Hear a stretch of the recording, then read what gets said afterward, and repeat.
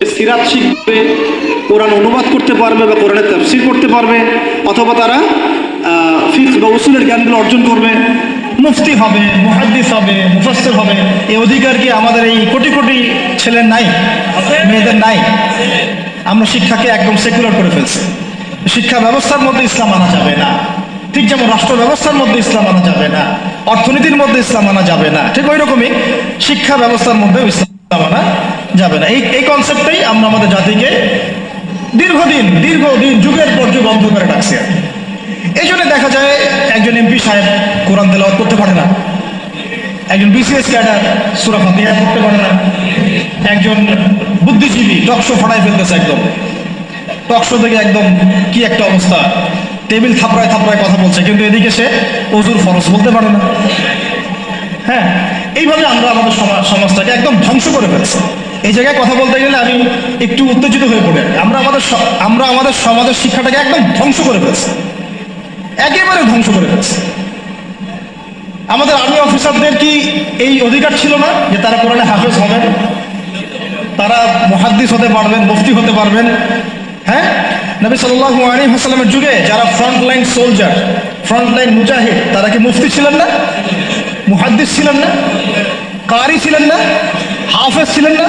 তাহলে আমাদের তো তারা ফ্রন্টলাইন যোদ্ধা, তাদের মধ্যে কয়জন হাফেজ, কয়জন আলেম, কয়জন কারি, কয়জন মুফতি, কয়জন মুহাদ্দিস? অথচ তাদেরকে এগুলো শিক্ষা দেওয়া হয় নাই। কারণ তারা এগুলো শিখে যদি আবার আল্লাহর পথে ফিরে আসে, তারাই যদি আবার ইসলামের রাষ্ট্রের কথা বলে। র্যাবের ভাইদের অধিকার ছিল না, পুলিশের ভাইদের অধিকার ছিল না, আমাদের বিজিবির ভাইদের অধিকার নাই? সবার অধিকার ছিল।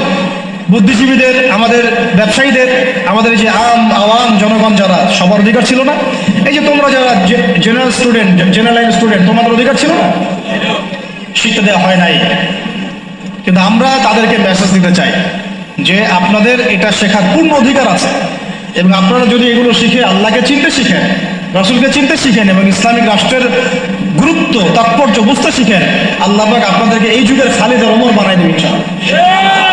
এবং আপনারাই ইনশাআল্লাহ আজ হোক আর কাল হোক আপনারাই বলবেন যে এই রাষ্ট্রটা যেন ইসলামী রাষ্ট্র হয়। যখন আপনারা দেখতে থাকবেন, বুঝতে থাকবেন যে হ্যাঁ, কত জুলুমের শিকার হচ্ছি আমরা, আর ইসলামী রাষ্ট্র না থাকার কারণে আমরা কিভাবে বঞ্চিত হয়েছি, বৈষম্যের শিকার হয়েছে, তখন আপনারা নিজেরাই ইনশাআল্লাহ তাআলা দাওয়াত এবং জিহাদের মধ্য দিয়ে এই বাংলার মধ্যেই আপনারা ইসলামী রাষ্ট্র কায়েম করবেন ইনশাআল্লাহ। আমরা দোয়া করি যেন আমাদের এই ভাইদেরকে আল্লাহ হেদায়েত দান করেন। ঠিক আছে?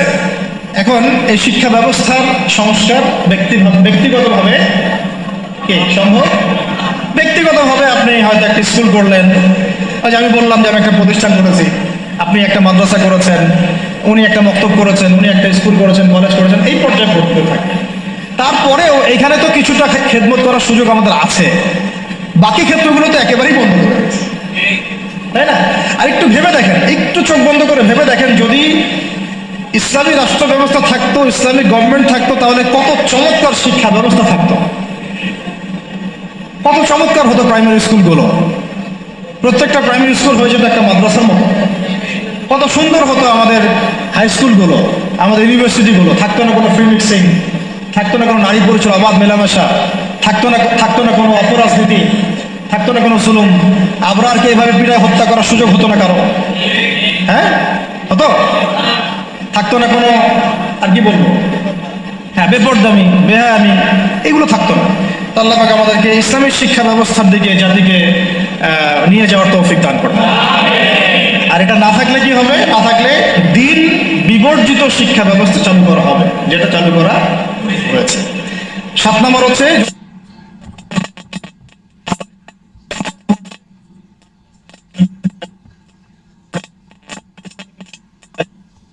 আজহারের মতো মদিনা বিশ্ববিদ্যালয়,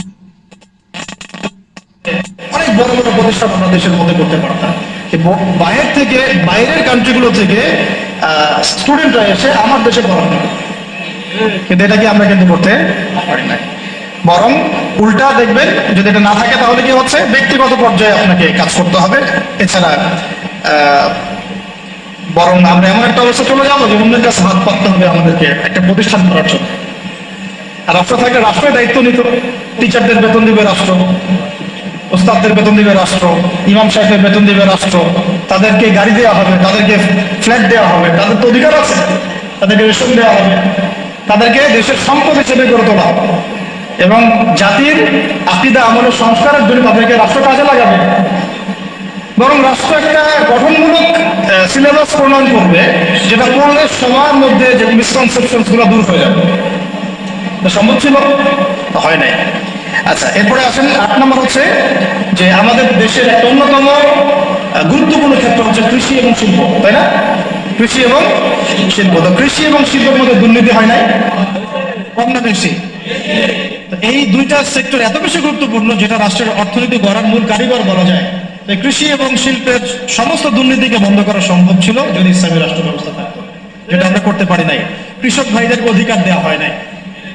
যে পণ্যটার দাম এখানে 100 টাকা, দেখবেন সেই বেচারা বিক্রি করছে 10 টাকায়। কৃষকের সাথে সরাসরি সরকারের সম্পর্ক নেই, মাঝখানে বহু থার্ড পার্টি আছে। তাহলে ওদের উপর জুলুম হচ্ছে না? শ্রমিক, যে শ্রমিকের আপনি গার্মেন্টসে বেতন দিচ্ছেন 10,000 টাকা, 12,000 টাকা, এই পণ্যগুলোকে এক্সপোর্ট করে তারা কোটি কোটি টাকার বিজনেস করছে। তাদের এবং রাষ্ট্রের মাঝখানে একটা কি আছে, মধ্যস্থতা করার একটা মাঝখানে থার্ড পার্টি আছে। মাঝখানে অনেক টাকা পয়সা গায়েব হয়ে যাচ্ছে একবার উপরে। এর উপরে যাচ্ছে না, যাচ্ছে কানাডায়, সুইজারল্যান্ডে, সুইস ব্যাংকে, অমুক জায়গায় তমুক জায়গায়। তো এই যে গরিবের রক্তচোষা অর্থনীতি, এটা বন্ধ করা যেত যদি আমরা ইসলামী রাষ্ট্র ব্যবস্থা প্রণয়ন করতে পারতাম। কি লম্বা হয়ে যাচ্ছে নাকি? আচ্ছা, 25টা পয়েন্ট বলবো আপনাদের ইনশাআল্লাহ। কয়েকটা? আজকের মতো 25টা, আরো আছে। যখন কিতাব আসবে ইনশাআল্লাহ তখন আরো 50টা 100টা পাবেন ইনশাআল্লাহ। কয়টা বলছি? 8টা। হ্যাঁ, 8টা না? 9 নম্বর লিখেন। 9 নম্বর হচ্ছে যাবতীয় অপসংস্কৃতিকে রুখে দেওয়া সম্ভব ছিল। যেমন স্টার জলসা, জি বাংলা, হ্যাঁ, পরকীয়া শেখানো হয়, জেনা শেখানো হয়, মদ খাওয়া শেখানো হয়, হ্যাঁ, তারপরে ওই যে গুন্ডা মাস্তানি করাকে হিরোর রোল দেওয়া হয়, আর আমাদের ছেলে পেলে ওইটাকে ফলো করে। এগুলোকে বন্ধ করা সম্ভব ছিল রাষ্ট্রীয় উদ্যোগে, কিন্তু আপনি ব্যক্তিগত উদ্যোগে এটা করতে পারবেন না। আচ্ছা, 9 নম্বর হচ্ছে এটা কত? 10 নম্বর হচ্ছে, এটা খুব গুরুত্বপূর্ণ, খুবই গুরুত্বপূর্ণ। সেটা হচ্ছে ইসলামী রাষ্ট্র ব্যবস্থা যদি না থাকে, তাহলে এই যে অনলাইন এবং অফলাইনে যত প্রিন্ট এবং ইলেকট্রনিক মিডিয়া আছে, এদের মিথ্যাচার আপনি বন্ধ করতে পারবেন, এদের ইসলাম বিদ্বেষ আপনি বন্ধ করতে পারবেন না, এদের শয়তানি আপনি বন্ধ করতে পারবেন না। ওই প্রথম আলোর সামনে গিয়ে আপনি গরু জবাই করেন না, যাই করেন, ওর কিছুই যায় আসবে না, কিছু যায় আসবে না। ছেলে মানুষই হবে একটা, ওর কিছু যায় আসবে? শয়তানের এগুলোতে কিছু যায় আসে নাকি? তো যদি ইসলামী রাষ্ট্র ব্যবস্থা আপনার হাতে থাকতো, তাহলে আপনি আইন প্রণয়ন করে হোক, নীতি নির্ধারণ করে হোক এবং আইনের সুশাসন নিশ্চিত করে হোক, ইসলামের স্বার্থকে সর্বোচ্চ অগ্রাধিকার দিয়ে আপনি এগুলোকে নিয়ন্ত্রণ করতে পারবেন। যদি রিপোর্ট করতে হয়, মিডিয়ায় কাজ করতে হয়, প্রিন্ট মিডিয়া, ইলেকট্রনিক মিডিয়ায়, তাহলে সত্য প্রচার করতে হবে। হ্যাঁ, মত প্রকাশের স্বাধীনতা থাকবে, কিন্তু সত্য প্রকাশ করতে হবে। কি করতে হবে? সত্য প্রচার করতে হবে। ইসলামী রাষ্ট্র আসলে অনেকের অনেক সমস্যা আছে, ওই সমস্যাগুলোর কারণে তারা আবার চায় না ইসলামী রাষ্ট্র আসুক। তো যাই হোক, চাক আর না চাক, একটা কথা বলে দেই, অনলাইনে দিয়ে দিব আমরা এগুলা, মানে কেউ চাক আর না চাক, কেউ চাক বা নাই বা চাক, আজ হোক আর কাল হোক, এই বাংলাদেশের বুকে ইসলামী রাষ্ট্র কায়েম হবেই হবে। কেউ এটাকে বদলাইতে পারবে না। কেন পারবে না বলেন? কেন পারবে না? কারণ নবী সাল্লাল্লাহু আলাইহি ওয়াসাল্লাম ভবিষ্যৎবাণী করেছেন যে একটা কাঁচা বাড়ি বাদ থাকবে না, একটা পাকা বাড়ি বাদ থাকবে না, যেখানে আল্লাহ পাক তাওহীদের কালিমা লা ইলাহা ইল্লাল্লাহ মুহাম্মাদুর রাসূলুল্লাহকে প্রবেশ করাবেন না। ওরা যে বলছিল অখণ্ড ভারত হবে, হ্যাঁ, অখণ্ড ভারত হবে ঠিকই, তবে সেটা হবে কিসের? ইসলামের এবং তাওহীদের কালিমা লা ইলাহা ইল্লাল্লাহ মুহাম্মাদুর রাসূলুল্লাহ। অপেক্ষা করতে থাকো, তোমরা অপেক্ষা করতে থাকো, ফান্তাজিরু ওয়া ইন্না মাআকুম মিনাল মুনতাজিরিন। কোনো সমস্যা নাই, কিন্তু এটা হবেই হবে ইনশাআল্লাহ। আর যে কথাটা আল্লাহ নবীজি মুখ দিয়ে বলেছেন যে জেরুজালেম মুক্ত হবে এবং জেরুজালেম থেকে ঈসা আলাইহিস সালাম কি করবেন? 40 বছর এই বিশ্বকে শাসন করবেন, কারো ক্ষমতা নাই এটাকে ঠেকায়। আমরা দোয়া করি আল্লাহ পাক তাদেরকে হেদায়েত দান করেন। আবু জাহেলের জন্য তো দোয়া করা হয়েছিল না? আল্লাহ আবু জাহেল বা ওমর রাদিয়াল্লাহু আনহুর মধ্যে যাকে আপনি ভালোবাসেন, আল্লাহ আপনি হেদায়েত দান করেন।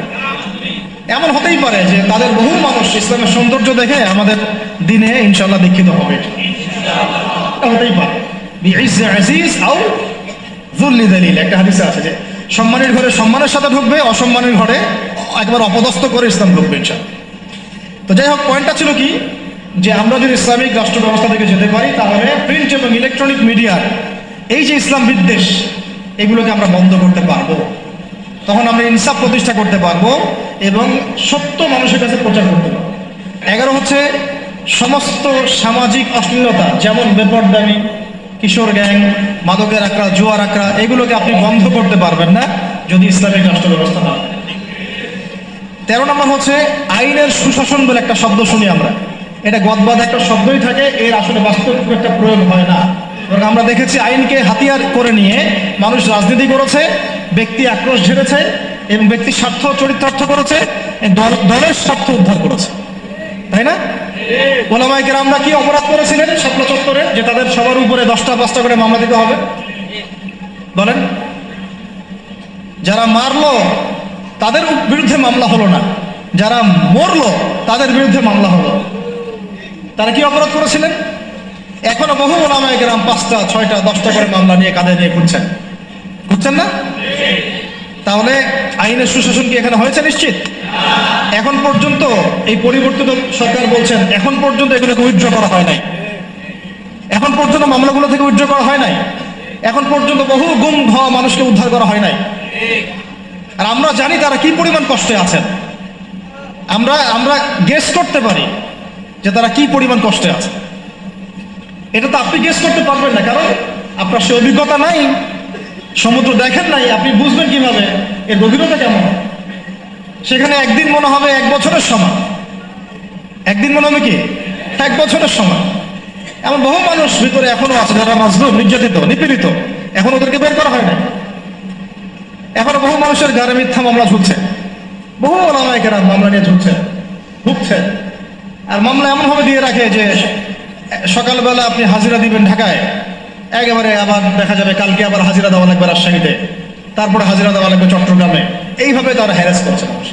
আর 4টা 5টা মামলা কার উপর থাকলে তার আর কোনো হ্যারাসমেন্টের প্রয়োজন নাই, এটাই তার সারা জীবনকে শেষ করে দেবে। তার জমি জমা বাড়ি গাড়ি বিক্রি করেও সে ওখান থেকে বেরোতে পারবে। এটা কি আইনের সুশাসন নিশ্চিত হয়েছে? যদি ইসলামিক রাষ্ট্র ব্যবস্থা থাকতো তাহলে প্রত্যেকটা জালেমের বিচার হতো, প্রত্যেকটা মাজলুমকে আমরা বেকসুর খেলাফ করে দিতাম। এবং এখানে তাওহীদপন্থী সৎ এবং যোগ্য আইনজীবীদেরকে আমরা রাখতে পারতাম না? শুধু তাই না, এই যে ব্রিটিশ আইন চলতেছে, ব্রিটিশ আইন, এই ব্রিটিশ আইনের যে পাঠ্যক্রম, নোংরামি, তাগুতি সিস্টেম, এগুলোকে পরিবর্তন করে আমরা আল্লাহর শরিয়া আইন বাস্তবায়ন করতে পারবো। আল্লাহ পাকের একটা আইন, এটাও হাদিস, আল্লাহ পাকের একটা শরিয়া আইন চালু হওয়া 40 বছর না 40 দিন, 40 বছর বা 40 দিন বা 40 মাস, আমি এই মুহূর্তে সংখ্যাটা ভুলে গেছি, 40 দিন বা 40 মাস বা 40 বছর বৃষ্টিপাত হওয়ার চাইতেও বেশি ফজিলত একটা আইন বাস্তবায়িত হওয়া। এটা একটু দেখে নিন আপনারা হাদিসটা, আমি একটু এই মুহূর্তে ভুলে গেছি, হয়তো 40 দিন হবে বা 40 মাস বা 40 বছর। এই যে বৃষ্টিপাত আল্লাহর পক্ষ থেকে রহমতের বৃষ্টি, যেটা দিয়ে জমিন সবুজ শ্যামল হবে, এর চেয়ে বেশি ফজিলতের যে আল্লাহর জমিনে একটা আল্লাহ পাকের আইন বাস্তবায়িত হচ্ছে। আচ্ছা, 13 নম্বর হচ্ছে খুব জরুরি পয়েন্ট, সমস্ত অপরাধের বিচার এবং আইনের যে সুশাসন এটা নিশ্চিত করা সম্ভব, সমস্ত অপরাধগুলোর বিচার করা সম্ভব ইনসাফের সাথে, শরিয়া আইনের সাথে এবং আল্লাহর বিধানের অনুকূলে, যেটা ইসলামিক স্টেট না থাকলে কখনোই সম্ভব না। 14 নম্বর হচ্ছে হুদুদ এবং কিসাস কায়েম করা সম্ভব হবে না। কি বললাম? হুদুদ এবং কিসাস কায়েম করা সম্ভব হবে না যদি ইসলামী রাষ্ট্র ব্যবস্থা না থাকে। যদি থাকে তাহলে আপনি হুদুদ কায়েম করতে পারবেন, কিসাসও কায়েম করতে পারবেন। এই যে মনে করেন কয়দিন আগে দেখলেন না, একটা বাস এসে পিছিয়ে দিয়ে চলে গেল, রাস্তায় ঘাটে কত ঘটনা ঘটছে, এমন হচ্ছে না? কত ঘটনা ঘটছে, কত যে নিরপরাধ মানুষ আমাদের সমাজে প্রাণ হারায়, কোন হিসেব আছে, কোন তালিকা আছে? সবগুলোকে সুষ্ঠু কোনো বিচার হয়? বহু মানে জালেম পার পেয়ে যায় না, কিন্তু হুদুদ আর কিসাস থাকলে কোনো জালেম পার পাইতো না, বরং এগুলো সবার সামনে দৃষ্টান্তমূলক শাস্তি দেওয়া হতো। একটা সাইকোলজিক্যাল ট্রিটমেন্ট, যে মানুষ যখন দেখে যে হ্যাঁ আরে চুরি করলে তো এমন শাস্তি দিবে, জেনা করলে তো ভাই আমার এমন শাস্তি আছে, মানুষ ভয়ে অনেক সময় পাপ করেন, ভয়ে পাপ করেন। এটা খুব জরুরি। খালি মানুষকে শুধুমাত্র আপনি মানে মিষ্টি মিষ্টি ওয়াশ করে লাইনে আনতে পারবেন না। ওয়াজের সাথে সাথে কি লাগবে? মেডিসিনও লাগবে। কি লাগবে? মেডিসিনও লাগবে। তো এই মেডিসিনগুলো দিতে হবে ওহী ভিত্তিক। আল্লাহ পাক আমাদেরকে হুদুদ এবং কিসাস কায়েম করার তৌফিক দান। আচ্ছা, একটা এক্সাম্পল দেই। এই যে আমাদের ছাত্র ভাইরা শহীদ হয়েছেন, শত শত হাজার হাজার, আল্লাহ ভালো জানেন সংখ্যা কত আমরা জানি না, আমরা কিন্তু এক্সাক্ট সংখ্যা জানি না। বহু ভাই পঙ্গু হয়ে হাসপাতালে পড়ে আছে, তাদের খুনের বিচার করা দরকার ছিল কিনা? কতগুলো হয়েছে? যদি একটা এক্সাম্পল দেয়, যদি ধরেন যে একজন ছাত্রকে হত্যা করার জন্য একজন পুলিশ দরকার হয় বা একটা বুলেটও দরকার হয়, তাহলে তো যদি 1000 জন মারা যায় তাহলে 1000 পুলিশকে শাস্তির আওতায় আনা লাগতো আর কি।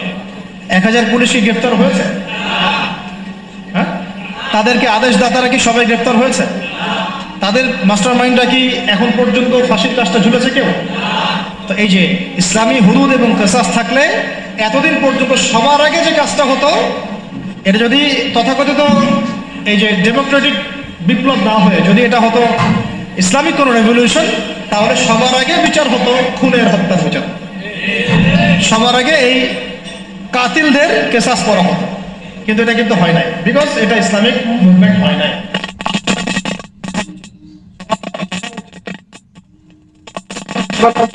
আর যখন কাল হবে ইনশাল্লাহ হবেই হবে ইনশাল্লাহ। এটা কেন আপনার কত নম্বর বললাম? 13 নম্বর, 14 নম্বর। 15 নম্বর হচ্ছে, এটা খুব জরুরি পয়েন্ট।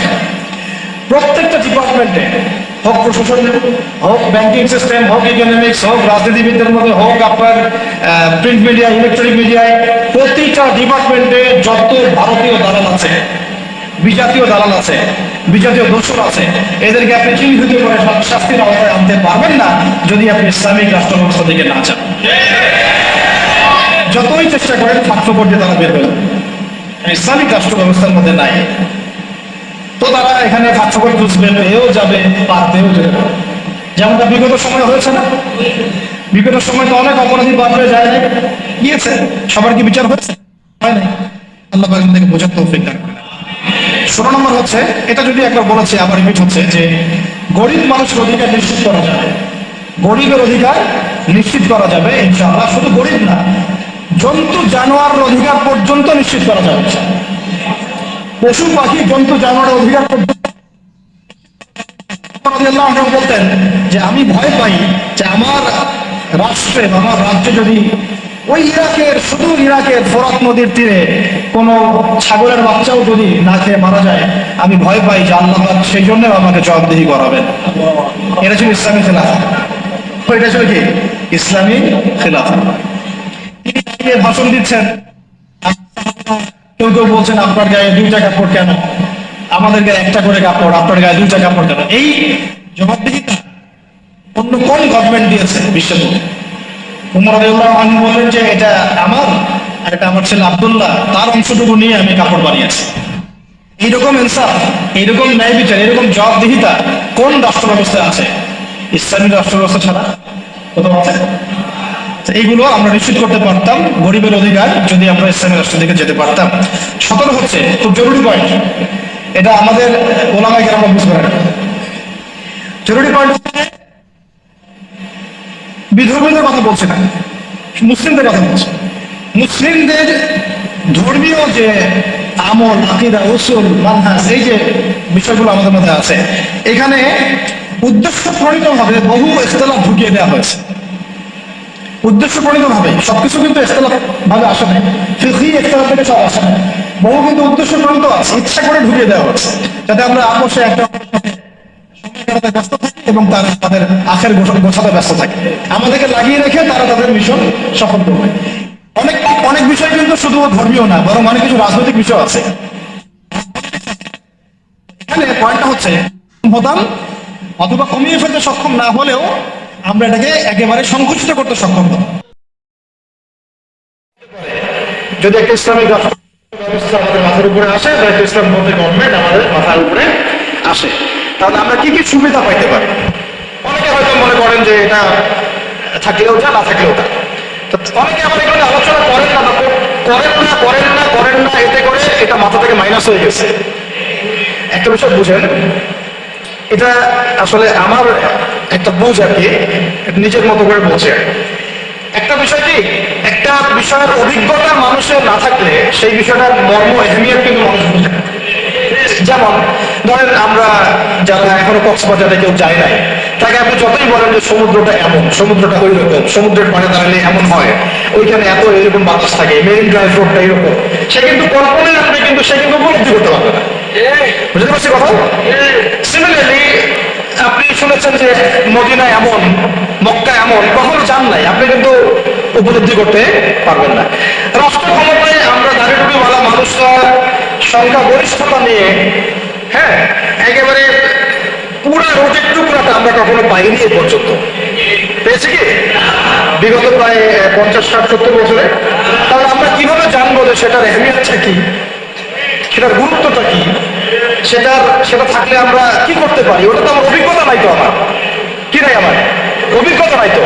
কিন্তু দেখেন সেকুলারদেরকে দেখেন, এই ডেমোক্রেটিক সিস্টেমে যারা চলে তাদেরকে দেখেন, তারা কেউ 5 বছর থাকছে, কেউ 10 বছর থাকছে, কেউ 15 বছর থাকছে, তারা বুঝেছে যে তার মজাটা কি, এবং সেটা থাকলে সে কি করতে পারবে।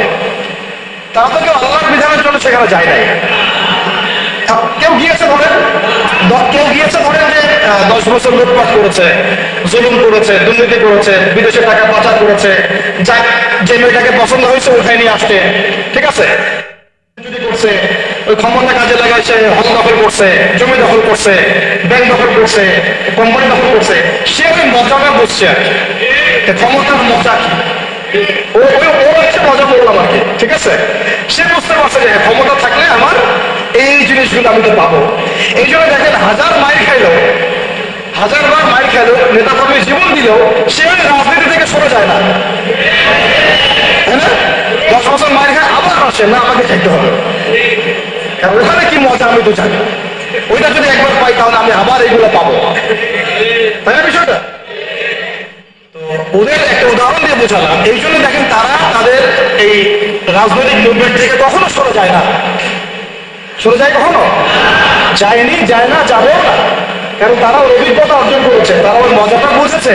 কিন্তু আমরা কখনো ওখানে গিয়ে আল্লাহর বিধান কি কায়েম করতে পেরেছি? আমরা তো ওখানে গিয়ে ন্যায় বিচার, ইনসাফ, হ্যাঁ, তারপরে আপনার আল্লাহর বিধান, শরিয়া আইন, তারপরে হুদুদ, কিসাস, এই যে বিষয়গুলো আমরা তো বাস্তবায়ন করতে পারি নাই। আমাদের ওই অভিজ্ঞতাটা নাই তো, এই কারণে আমাদের মধ্যে থেকে আলোচনা উঠে গেছে আস্তে আস্তে, খুব কম, লিমিটেড। কিন্তু আমরা যদি একবার ওখানে যেতে পারি তখন দেখবেন আপনারাও আমরা ওইটা ছাড়তে চাবো না। কারণ আমরা জানি ওখানে গেলে ইসলামকে কত বড় পরিসরে কায়েম করা যাবে, তাই না? আমরা ইসলামিক সেন্সে বলছি, আমরা ওখানে গেলে বুঝতে পারবো যে আমরা কত বড় পরিসরে ইসলামের খেদমত করতে পারবো ইনশাআল্লাহ। যেহেতু আমরা যেতে পারি নাই, তাই আমাদের মধ্যে ওই অভিজ্ঞতাটা কিন্তু এখন অর্জিত। এই কারণে আলোচনাগুলোর দরকার যে ওখানে গেলে কি পেতে পারে বা সুফলটা কি হতে পারে, আর না গেলে কি কুফলগুলো হচ্ছে। শুধু পয়েন্টগুলো বলবো। 1 নাম্বার, যদি একটা ইসলামিক সরকার আমাদের মাথার উপরে আসে এবং একটা ইসলামপন্থী রাষ্ট্র আমরা সামনে কায়েম করতে পারি, সামনে বলতে হতে পারে 5 বছর পরে, 10 বছর পরে যদি কায়েম করতে পারি ইনশাআল্লাহ, তাহলে সর্বপ্রথম আমরা পুরো দেশে সালাত কায়েম করতে পারবো। সালাত কায়েম করতে পারবো, কায়েম। আমরা এখন নামাজ পড়ি, তাই না? নামাজ কায়েম করি ব্যক্তি জীবনে, পারিবারিক জীবনে, কিন্তু আমরা জাতিগতভাবে কিন্তু নামাজ কায়েম করতে পারি না। আপনি তো চার্জ করতে পারছেন না। আমাদের মুরব্বী ওলামায়ে অনেকে এখানে আছেন যে কয়েক বছর আগেই মদিনায় যারা নামাজ পড়তো না, দোকান খোলা থাকতো না আমাদের সময়, তাদেরকে ধরে নিয়ে যাইতো না, গারামা দিত, গারামা জরিমানা, অনেকে পিটাইতো, জেলও দিত, অনেকে ওই মরুভূমিতে গিয়ে রেখে দিয়ে আসতো, হেঁটে শাস্তি। মানে নামাজ যদি রাষ্ট্র চায় তাহলে জনগণকে পড়াতে পারে। রাষ্ট্র যদি চায় জনগণকে মাস্ক করাতে পারে না, পারে না? তো রাষ্ট্র যদি চায় তাহলে জনগণকে নামাজও পড়াইতে পারবে ইনশাআল্লাহ। আর যারা বুঝে না তাদেরকে শিখাইতে পারবে, যারা নামাজ পড়তে জানে না তাদেরকে আমরা ইসলামিক সেন্টারে পাঠাতে পারবো, তরবিয়ত দিতে পারবো, ওলামায়ে কেরামের সোহবতে এসে শিখাইতে পারবো, তাই না? কিন্তু আপনি এটা রাষ্ট্রীয় উদ্যোগে এখন আর করতে পারবেন না। এটা ব্যক্তি জীবনে সীমাবদ্ধ হয়ে থাকে তখন। তো ব্যক্তি জীবনে থাকলে তো আপনি পড়লেও কি না, মানে পড়লে কেউ চার্জ করার নাই, না পড়লে কেউ চার্জ করার নাই, এটা আপনার ব্যক্তিগত বিষয়ের সাথে নিষ্পত হয়ে গেল। কিন্তু জাতিগতভাবে কিন্তু নামাজ কায়েম হলো না। কিন্তু নবী সাল্লাল্লাহু আলাইহি ওয়াসাল্লাম কি মসজিদে কোনো সাহাবী না আসলে বা আসতে না পারলে খোঁজ দিতেন না? ওমর রাদিয়াল্লাহু আনহু খোঁজ দিতেন না? ওখানে কি এমন কোন মুসলিম ছিল যিনি নামাজ পড়তেন না? তো এই একটা বিষয়, দেখেন আমরা কিন্তু এটা করতে এখনো পারি না। আপনি বলছেন 90% মুসলিমের দেশ, দেখেন 70% নামাজ পড়ে না। শুধু নামাজ না, তখন আপনি চাইলে প্রাইমারি লেভেলে প্রাইমারি স্কুলে কোরআন শিক্ষা বাধ্যতামূলক করতে পারতেন না? হাই স্কুলে আরবি ভাষা শিক্ষা বাধ্যতামূলক করতে পারতেন, কোরআনের কিছু অনুবাদ বাধ্যতামূলক করতে পারতেন, সিলেবাস মুক্ত করতে পারতেন। অনার্স লেভেলে গিয়ে আমাদের এই ভাইরা তখন কোরআনের তাফসীর করতে পারতো, তর্জমা করতে পারতো, হাদিসের এরাব দিতে পারতো, এবারত করতে পারতো। তারা কি পারে? 95%ই পারে। মাস্টার্স লেভেলে গিয়ে তারা ইফতা দেওয়ার মতো যোগ্যতা হয়তো অর্জন করতে পারতো। আরো অনেক কিছু করা সম্ভব ছিল, কিন্তু এটা আপনি আর রাষ্ট্রীয়ভাবে এখন করতে পারছেন না।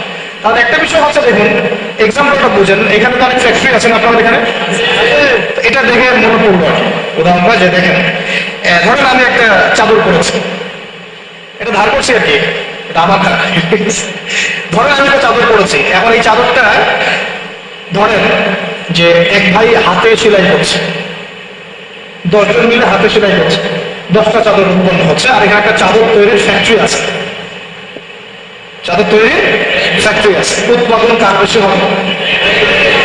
ইসলামিক রাষ্ট্র হচ্ছে একটা ফ্যাক্টরির মতো কাজ করবে, যা ইসলাম আরো অনেক বেশি ছড়াই দিতে পারবে, যেটা ব্যক্তিগতভাবে অতটা সম্ভব হয়ে ওঠে না। দাওয়াতের মাধ্যমে হয়, দাওয়াতের মাধ্যমে ব্যক্তিগত ইসলাম হয়, মানুষ ফিরে আসে, কিন্তু বড় পরিসরে ইসলাম কায়েম হয় না।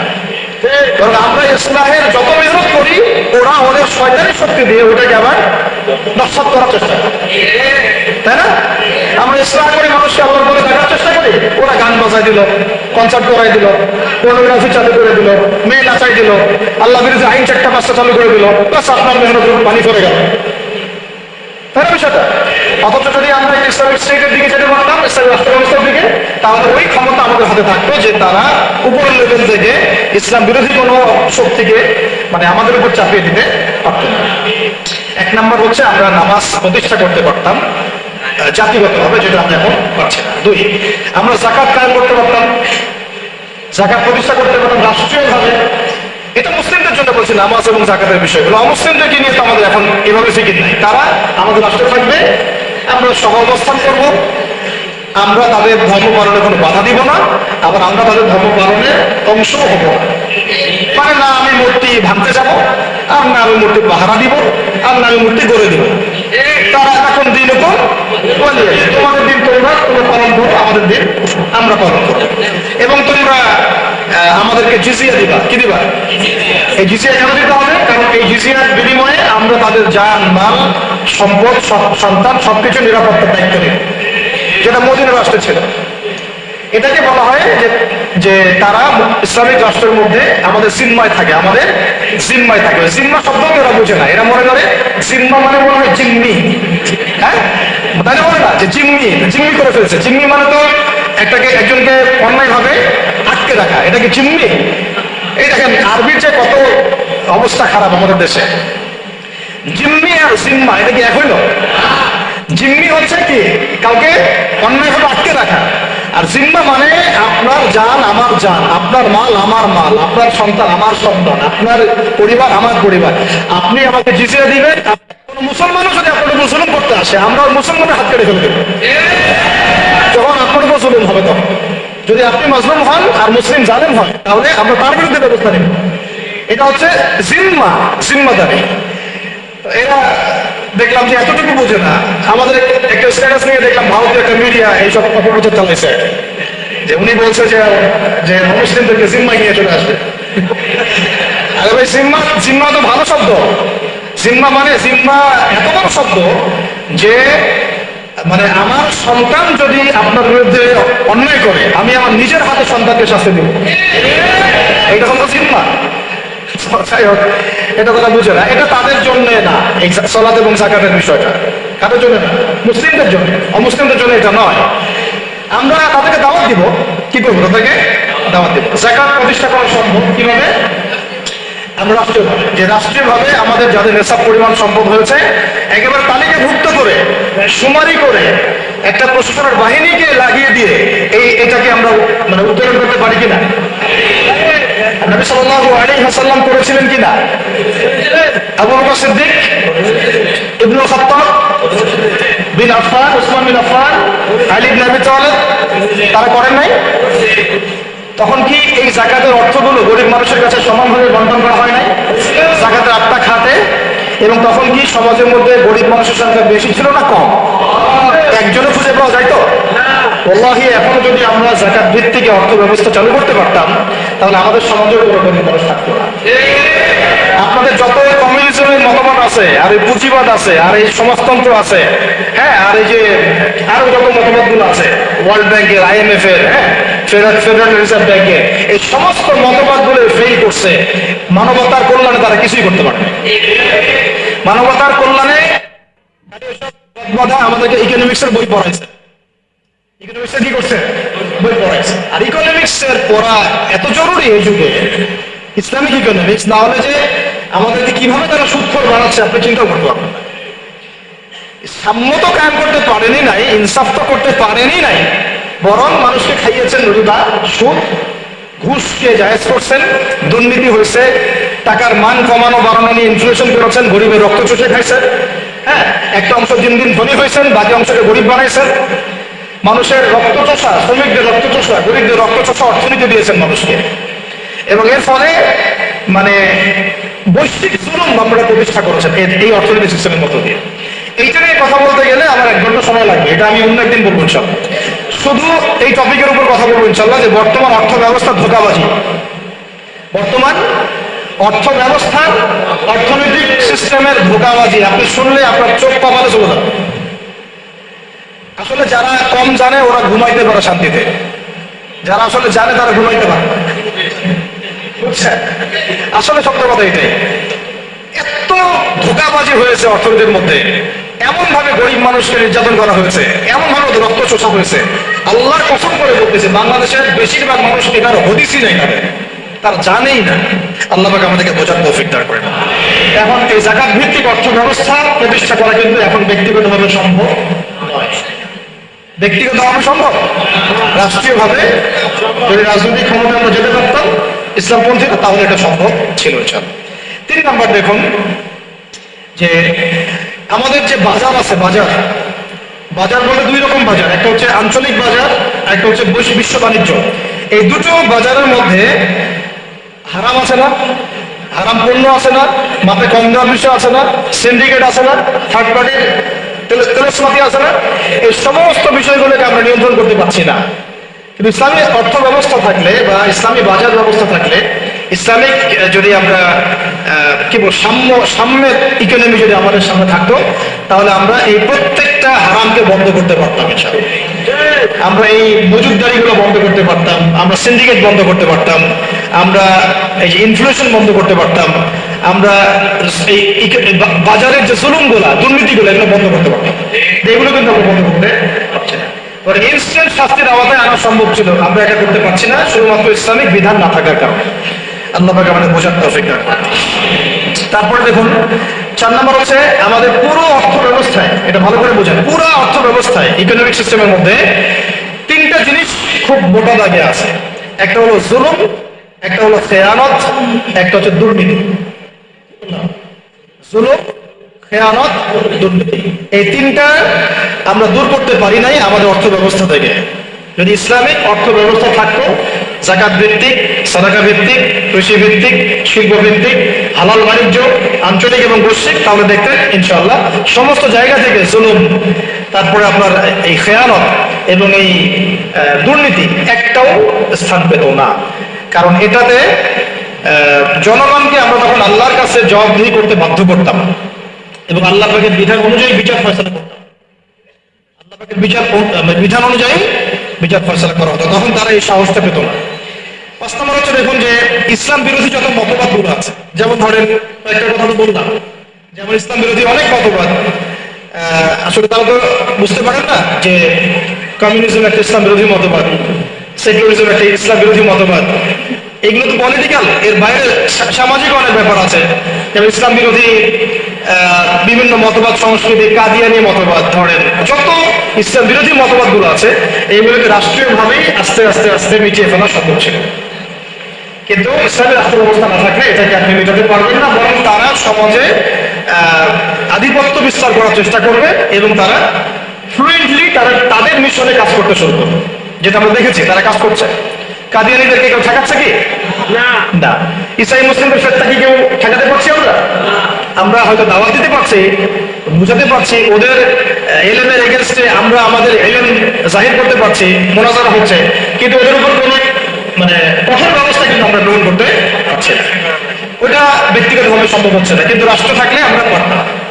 রাষ্ট্র থাকলে আমরা পারতাম। 6 নম্বরটা খুব বেশি ইম্পর্টেন্ট। এটা আমাদের জন্য খুব বেশি ইম্পর্টেন্ট এই কারণে যে এটা জাতির মেরুদণ্ড। আমাদের জাতির মেরুদণ্ড কি? শিক্ষা। এখন আসেন একটু পিছনে ফিরে থাকেন, বিগত 30, 40, 50 বছরে, বিগত 30 থেকে 40 বা 50 বছরে জাতীয় শিক্ষা ব্যবস্থার মধ্যে ইসলাম কতটুকু আছে আর কতটুকু নাই? আদৌ কি আছে? জাতীয় শিক্ষা ব্যবস্থা, আমি কিন্তু মাদ্রাসা শিক্ষার কথা বলছি না। আচ্ছা, মাদ্রাসা শিক্ষা ব্যবস্থা প্রণয়ন করতে হলো কেন? কারণ জাতীয় শিক্ষা ব্যবস্থার মধ্যে ইসলাম নাই, তাই মাদ্রাসাগুলো না থাকলে তো ইসলাম মিটাই ফেলতো তারা। মাদ্রাসাগুলো না থাকলে কি করতো? ইসলাম মিটাই ফেলতো। তো মাদ্রাসার খেদমত তো একটা স্রোত। আমার দেশে 80%, 90% মানুষ মুসলিম, কোটি কোটি ছেলে মেয়ে স্কুলে পড়াশোনা করে, কলেজে পড়াশোনা করে, ইউনিভার্সিটিতে পড়াশোনা করে। আচ্ছা, তাদের কি মৌলিক অধিকার না যে তারা প্রাইমারি স্কুলে কোরআন শিখবে, হাই স্কুলে তারা অন্তত আরবিটা শিখবে, ফরজে আইনের জ্ঞান জানবে, হাদিস শিখবে, সিরাত শিখবে, কোরআন অনুবাদ করতে পারবে বা কোরআনের তাফসীর করতে পারবে, অথবা তারা ফিকহ বা উসুলের জ্ঞানগুলো অর্জন করবে?